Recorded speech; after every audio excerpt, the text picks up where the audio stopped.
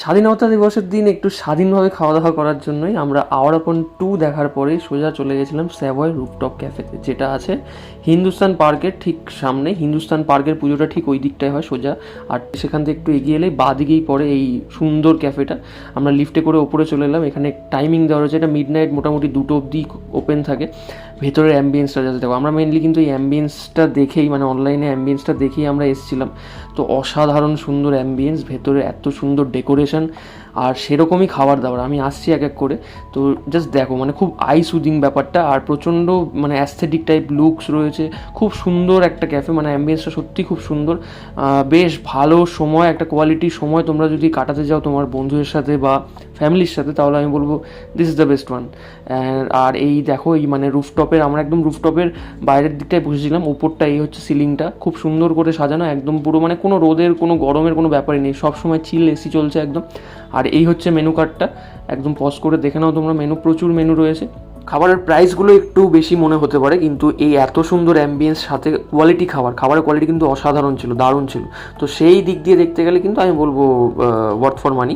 তারপরে এটা হচ্ছে এই ক্যাফের অন্য একটা পার্ট, মানে ক্যাফের যেখান দিয়ে আমরা ঢুকলাম ঠিক তার উল্টো দিক দিয়ে একটা দরজা গেছে, যেখান দিয়ে আমরা ক্যাফের মানে একটা অন্য পোর্শনে পৌঁছচ্ছি। সেটা হচ্ছে এটা দেখো, পুরো গালিচা বেছানো রয়েছে, মানে পুরো ঘাসের ফিল দিচ্ছিল। আর তার একটু আগেই বৃষ্টি হয়েছে, তো যখন উঠে যাচ্ছিলাম তখন মনে হচ্ছিল যেন বৃষ্টি ভেজা ঘাসের ওপর দিয়ে যাচ্ছি। আর দারুণ রোদ উঠেছিল তারপরে। তো যারা সন্ধ্যেবেলা আসবে আমি রেকমেন্ড করবো সন্ধ্যেবেলায় এই ওপরটায় বসতে। রোদের জন্য আমরা তখন বসতে পারিনি, কিন্তু খুব যে গরম লাগছিল তা না, আর দারুণ হাওয়া দিচ্ছিল ওপরটায়।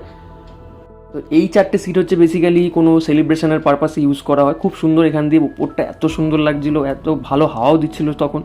যাই হোক, তারপর আমরা নিচে নেমে এসে এই কিছু অর্ডার করলাম খাবার দাবার। চিকেন লাভার্স পিৎজা এটা, যার প্রাইস হচ্ছে 450। মানে পুরোপুরি চিকেন আর চিজের ঠাসা, বড় বড় চিকেনের টুকরোর সাথে ছোটো ছোটো চিকেন ক্রাশ করে দেওয়া, পুরো ভর্তি করে একদম। আর তারপরে এটা ছিল তন্দুরি চিকেন উইংস, যার প্রাইসও ছিল 450, মোটামুটি 8 পিস ছিল। মানে ফুড ছিল রীতিমতো এটা। আর তারপরে নিয়েছিলাম ক্লাসিক মিক্সড হাক্কা নুডলস, যার প্রাইস ছিল 378। পুরোপুরি মানে চিকেন, প্রন, এগ সব কিছু দিয়ে ঠাসা ছিল, ভেজিস দেওয়া ছিল। আর চিকেন যে উইংসটা ছিল ওটা তো দুর্দান্ত ছিল, মানে যেরকম সফট সেরকম ফ্লেভারফুল, সেরকম ট্যাঙ্গিনেস। আর মিক্স নুডলসটাও অসাধারণ ছিল, মানে যতটা পরিমাণে এরা প্রন চিকেন ইউজ করেছে, আমি বলবো না কোয়ান্টিটি 4 জনের জন্য এনাফ, 2 জন হয়তো খেতে পারে।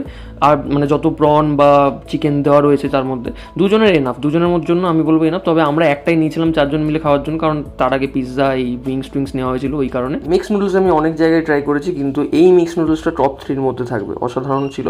আর চিকেন উইংস আর পিৎজাটা তো অসাধারণ ছিল, আগেই বললাম। ডেজার্টটা পরের বার গিয়ে ট্রাই করবো, এবার আর হলো না। তো সসটা ভালো লাগলে লাইক করে দিও, চ্যানেলটা সাবস্ক্রাইব করে দিও। আজকের মতো টাটা, বাই বাই।